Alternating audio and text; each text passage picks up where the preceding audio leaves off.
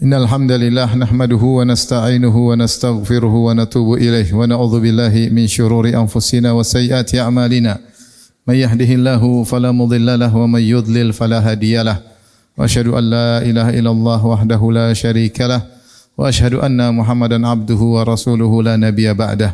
Ya ayyuhalladzina amanu taqullaha haqqa tuqatih wa la tamutunna illa wa antum muslimun. Fa in asdaqal hadithi kitabullah wa khairal huda huda Muhammadin sallallahu alaihi wasallam wa syarral umuri muhdatsatuha wa kullu muhdatsatin bid'ah wa kullu bid'atin dhalalah wa kullu dhalalatin finnar. Ma'asyiral muslimin, usikum wa nafsi bitaqwallah faqad fazal muttaqun. Sungguhnya Allah Subhanahu wa taala telah mengabarkan dalam Al-Qur'an bahwasanya Allah menciptakan manusia dari tanah, ya. Wa bada'al khalqal insani min tin, dan Allah memulai penciptaan manusia dengan tin, yaitu tanah yang tercampur dengan air. Demikian juga dalam firman-Nya, wa laqad khalaqnal insana min sulalatin min tin. Sungguhnya kami telah menciptakan manusia dari saripati tanah.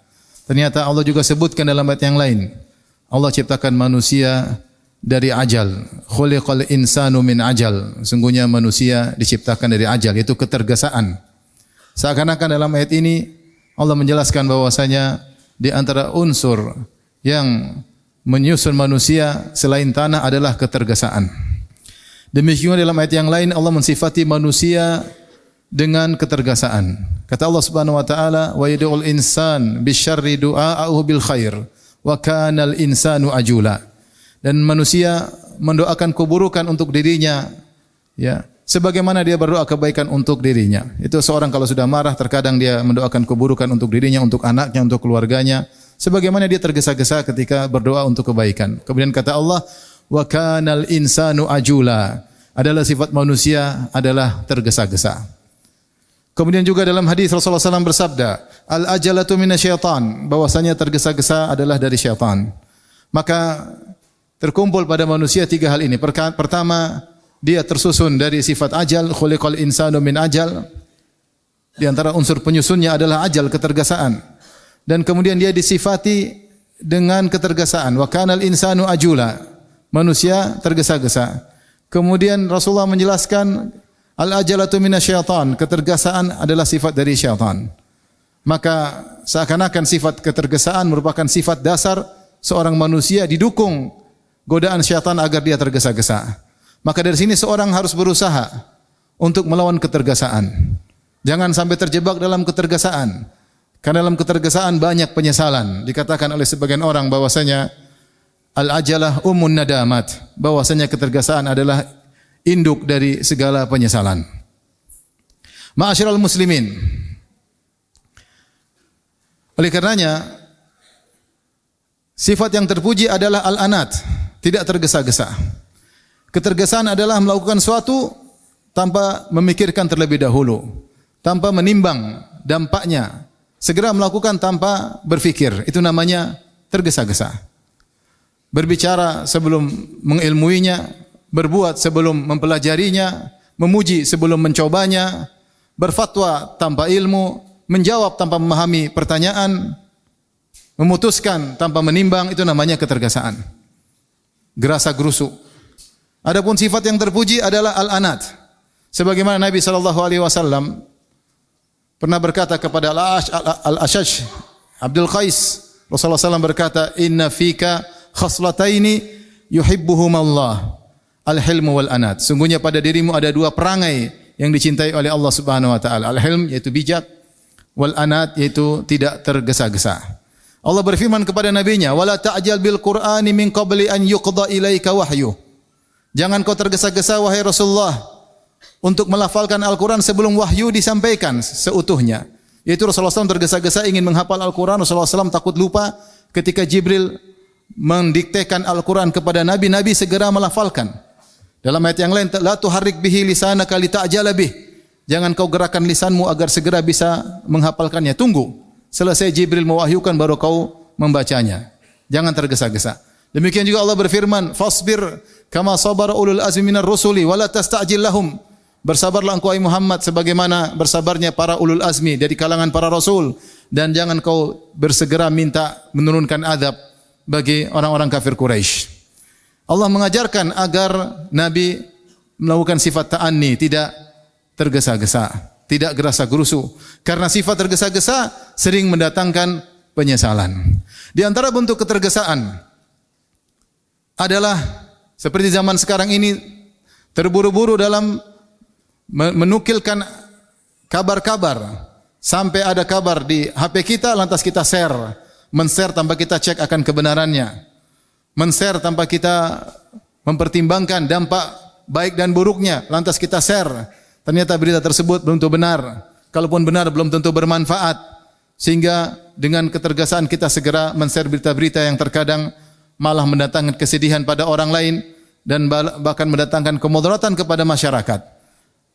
Betapa banyak berita yang begitu cepat tersebar, namun ternyata tidak benar atau tidak pantas untuk ikut disebarkan.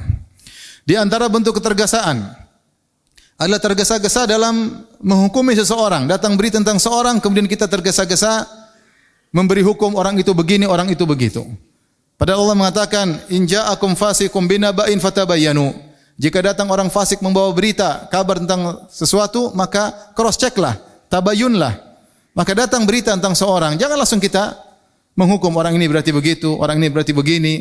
Kalau kita ingin menghukum, kita cek dulu, kumpul berita dari segala sisi, baru kita bisa mengambil kesimpulan tentang orang tersebut.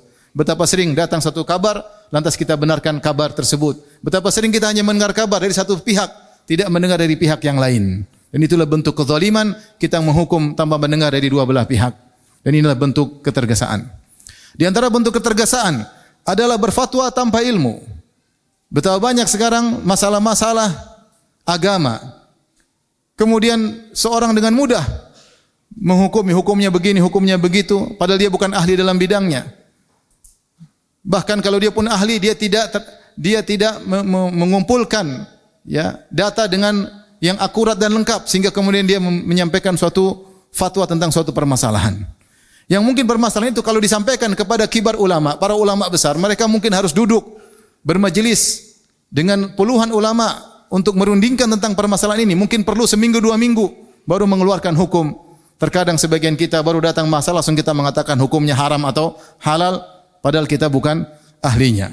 Terkadang yang motivasi tersebut hanya ingin agar viral. Segera dia yang pertama kali berbicara, dia yang pertama kali ngomong, dia yang pertama kali berpendapat. Padahal permasalahannya bukan permasalahan sepele, tapi permasalahan besar. Dan hubungan yang terkait antara dia, terhadap dia, antara surga dan neraka. Karena di antara kebodohan adalah berfatwa tanpa ilmu. Dahulu para sahabat, kalau ada permasalahan, maka mereka mengoffer kepada yang lainnya. Kamu saja yang jawab, kamu saja yang jawab. Mereka tidak tergesa-gesa untuk menyampaikan permasalahan-permasalahan hukum. Namun sekarang semua orang hobi berbicara tentang masalah agama. Dengan mudah berbicara masalah agama. Ya, tidak takut kepada Allah Subhanahu wa taala. Di antara ketergesaan, segera berbicara tentang hukum masalah agama tanpa ilmu. Di antara bentuk ketergesaan adalah mengatasi permasalahan keluarga terburu-buru. Emosi lantas menjatuhkan talak, menjatuhkan cerai. Emosi langsung mengusir istri dari rumah. Ini adalah bentuk kesalahan. Ada aturan dalam syariat terkait dengan masalah rumah tangga. Kalau istri melakukan kesalahan, maka ada tingkatannya. Wallati takhafu nusyuzahunna fa'idhuhunna wahjuruhunna fil madhaji wadribuhun. Nasihati dulu dengan waktu yang cukup menasihatinya. Kalau tidak mau maka diboikot. Kalau tidak belum baik lagi maka bisa dipukul dengan dzarban ghairu mubarrih, pukulan tanpa melukai. Kalau belum bisa lagi maka wa in khiftum shiqaqa bainihima fab'athu hakaman min ahlihi wa hakaman min ahliha. Yurida islaha yuwaffiqillahu bainahuma. Kalau belum bisa lagi maka utus utusan dari pihak keluarga istri dan pihak keluarga suami untuk merundingkan. Banyak hal. Bukan sedikit-sedikit kemudian cerai, sehingga betapa banyak rumah tangga hancur karena ketergesaan suami atau ketergesaan istri segera minta cerai atau segera kabur dari rumahnya menuju rumah orang tuanya sehingga menjadi permasalahan semakin runyam. Di antara bentuk ketergesaan adalah ketergesaan dalam beribadah. Rasulullah SAW pernah melewati sekelompok orang yang mereka tergesa-gesa dalam wudu, sehingga ada bagian anggota wudu yang belum terkena air, yaitu bagian tumit. Maka Rasulullah SAW berkata, wailun lil aqabi minan nar, wailun lil aqabi minan nar. Celaka tumit yang belum terkena air wudu, celaka tumit yang belum terkena air wudu. Kenapa terburu-buru dalam berwudu? Di antaranya Rasulullah SAW pernah menegur orang yang salat terburu-buru. Karena krotil gurab, seperti burung gagak yang mematuk-matuk dengan cepat. sehingga salatnya tidak tumakninah. Salat cepat. Di antara rukun salat adalah tumakninah. Harus tenang. Kalau ruku maka ruku sampai lurus benar, baru kemudian i'tidal sampai lurus benar, baru kemudian sujud dengan sujud yang benar, tidak segera ya seperti patukan burung, maka ini salat yang tidak sah. Orang tersebut setelah salat dengan cepat datang kepada Nabi mengatakan kepadanya, irji fasalli fa innaka lam tusalli. Sana balik salat, sungguhnya kau belum salat. Kenapa? Terburu-buru dalam salat. Ngapain terburu-buru? Bukankah kita sedang connecting dengan Allah Subhanahu wa taala? Bukankah kita sedang bercengkerama dengan Allah Subhanahu wa taala? Kata Nabi sallallahu alaihi wasallam, "Inna ahadakum idza kana fi sholati fa innahu yunaji rabbahu." Sungguhnya salah seorang dari kalian ketika sedang salat dia sedang bermunajat kepada Rabb-nya. Itu sedang berbicara berdua dengan Allah Subhanahu wa taala. Kenapa terburu-buru? Di antara bentuk ketergasan dalam ibadah yaitu bergerak berpindah kepada rukun sebelumnya, mendahului imam. Makmum yang mendahului imam. Imamnya baru Allahu Akbar, dia sudah ruku duluan. Imamnya belum sempurna ruku, dia sudah ruku duluan. Imamnya belum sempurna sujud, dia sudah sujud duluan. Ini tidak boleh. Ini tidak boleh. Rasulullah SAW mengatakan, "Ama yakhshal ladzi." Tidakkah orang yang mendahului imam, tidakkah dia takut? Ya. Yasbiqul imam an yuhawwila ra'sahu ra'sa himarin. Allah bisa merubah kepalanya menjadi kepala himar. Aw yaj'ala suratahu surata himar, atau Allah merubah bentuknya menjadi bentuk himar. Maka di antara larangan haram adalah seorang ketika salat mendahului imam. Tunggu, jangan tergesa-gesa. Kalau imam sudah pindah ke rukun berikutnya, baru pindah ke rukun berikutnya. Jangan tergesa-gesa. Di antara bentuk ketergesaan dalam ibadah salat. Seorang habis salat, assalamualaikum, assalamualaikum, langsung pergi. Tidak sempat untuk berzikir. Sabar, pelan-pelan. Kecuali ada keperluan mendesak.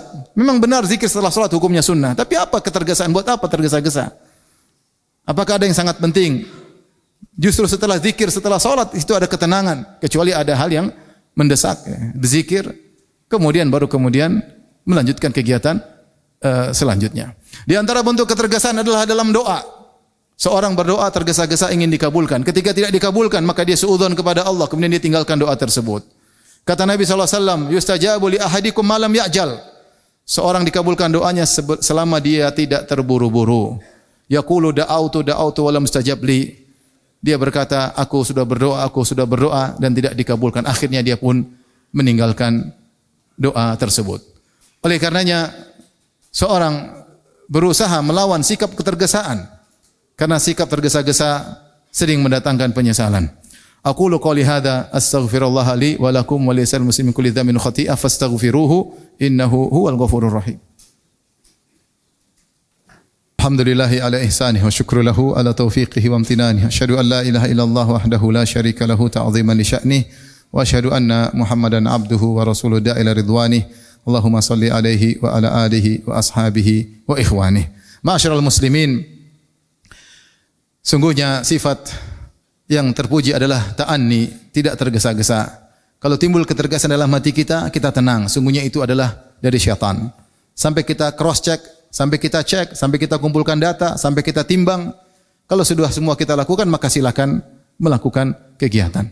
Jangan sampai kita melakukan kegiatan sebelum kita renungkan dan sebelum kita timbang-timbang. Adapun dalam beramal saleh, yang amal saleh tersebut benar-benar tidak diragukan akan kebaikannya, maka segeralah. Dalam hadis kata Rasulullah SAW, at-tu'adu fi kulli syai'in khair illa fi amalil akhirah. Tidak tergesa-gesa, tenang dalam segala kegiatan adalah baik kecuali dalam amalan akhirat. Dalam amalan akhirat kita disuruh untuk bersegera. Allah Subhanahu wa taala berfirman, "Wasari'u ila maghfiratin min rabbikum wa jannatin arduha as-samawati wal ardu uiddat lil muttaqin." Bersegeralah kalian menuju ampunan Allah dan menuju surga yang luasnya seluas langit dan bumi yang Allah siapkan bagi orang-orang yang bertakwa. Allah juga berfirman, "Sabiqu ila maghfiratin min rabbikum wa jannatin arduha ka ardis samai wal ardi uiddat lil ladzina amanu billahi wa rusulih." Kata Allah, cepatlah, duluanlah. Allah juga berfirman, "Wa fi dzalika falyatanafasil mutanafisun." Untuk urusan pahala akhirat maka bersainglah. Rasulullah SAW bersabda, "Badiru bil a'mali fitanan ka qita'il lail muzlim." Bersegeralah kalian untuk melakukan amal saleh sebelum datang fitnah-fitnah yang sangat gelap, membutakan orang seperti malam yang gelap gulita. Nabi SAW juga bersabda, "Ibtanim khamsan qabla khamsin." Segera lakukan 5 perkara sebelum datang 5 perkara yang lain. Di antaranya, syababaka qabla haramik, masa mudamu sebelum masa tuamu. Sihataka qabla saqamik, mumpung masih sehat sebelum engkau sakit. Ya. Ginaka qabla faqrik, mumpung masih punya duit, lakukan kegiatan ibadah sebelum datang kesulitanmu, sebelum ekonomi lemah, sebelum miskin. Faraga qabla syughlik, yaitu waktu luangmu, mumpung masih punya waktu luang, maka beribadahlah sebelum datang waktu sibukmu sehingga kau tidak sempat untuk beribadah. Hayataka qabla mautik, mumpung masih hidup, mumpung masih ada nafas bisa kita hembuskan, mumpung ada ruh dalam tubuh, maka lakukanlah amal saleh sebelum datang kematianmu. Maka jika seorang sudah tahu ini amal saleh, maka bersegeralah, tidak usah dia tunda-tunda. Dan hati-hati jangan sampai ditimpa dengan penyakit malas sehingga malas beribadah. Kita tidak tahu kapan Allah mencabut nyawa kita. Innallaha malaikatahu yusalluna 'alan nabi ya ayyuhalladzina amanu sallu 'alaihi wa sallimu taslima.